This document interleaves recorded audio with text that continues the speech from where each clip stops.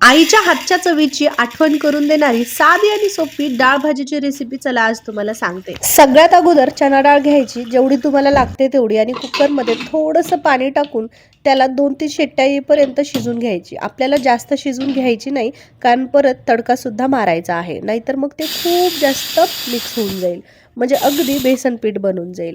So त्यानंतर कांदा वगैरे कापून घ्यायचा एकीकडे, लसूण कापून घ्यायचं, आणि त्यानंतर टोमॅटो सुद्धा आपल्याला लागेल। जर तुम्हाला लाल तिखट टाकायचं तर तुम्ही लाल तिखट टाकू शकता, जर तुम्हाला हिरवी मिरची टाकायची तर ती सुद्धा तुम्ही ॲड करू शकता। सगळं कटिंग झालेलं आहे। एका छोट्याशा पॅनमध्ये, म्हणजे मला जितका लागेल तेवढ्या पॅनमध्ये म्हणजेच पातेल्यामध्ये मी थोडंसं तेल ॲड केले, त्याच्यात जिरे आणि मोहरी टाकली। ते तडतड करत आल्यानंतर त्याच्यामध्ये कांदा टाकायचा। कांद्याला थोडंसं परतून घ्यायचं, जास्त नाही, म्हणजे अगदी काळसर होईपर्यंत नाही, तर थोडंसं लालसर होईपर्यंत परतवून घ्यायचं। आणि त्यानंतर कट केलेले लसूण टाकायचं। तुम्हाला कुटून टाकायचं असेल तर तुम्ही तोही टाकू शकता। आणि 5 मिनिटाच्या नंतर टोमॅटोसुद्धा त्याच्यात टाकायचं। मी एक हिरवी मिरचीसुद्धा त्यात ॲड केलेली आहे।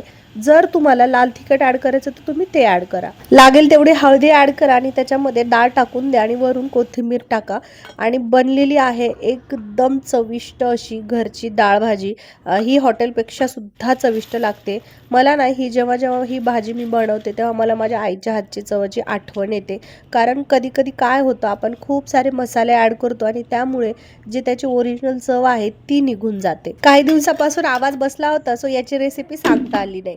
चला भेटूया उद्याच्या ब्लॉगमध्ये। Thank you for watching, bye.